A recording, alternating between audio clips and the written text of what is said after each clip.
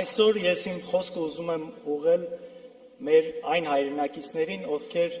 մեզ չեն սիրում, մեզ չեն ընդունում և չեն պատրաստվում քվեարկել մեզ համար։ Ինչու՞ չէ նաև նրանց, ովքեր ամեն ինչից և բոլորից հիասթափված չեն պատրաստվում մասնակցել ընտրություններին։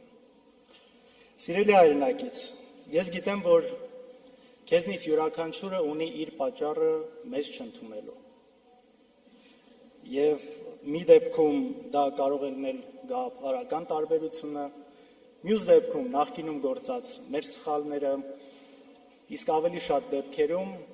տարիներ շարունակ քո գիտակցության վրա գործած հսկայական մանիպուլյացիաները։ Մենք կարող ենք տարբեր ձև պատկերացնել մեր երկրի ապագան, սա կարծում եմ նորմալ է։ Նախկինում մեր արդյունավետ աշխատանքին զուգահեռ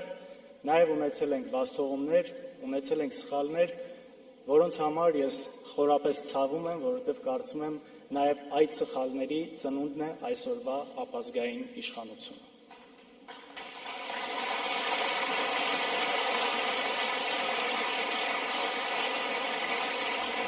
Կարծում եմ նաև մենք բավարար չափով չենք պայքարել ստի ու կեղծիքի դեմ, այդպիսով թողնելով, որ քո գիտակցության մեջ արմատանա սուտը և դառնա ճշմարտություն։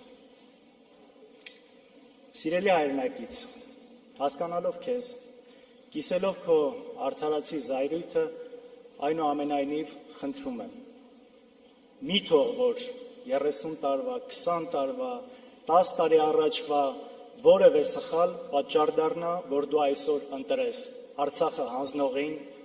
եկեղեցու դեմ հարձակվողին, հազարավոր զոհերի մեղավոր Ալիևի մարզպետ Նիկոլին։ Խնդրում եմ։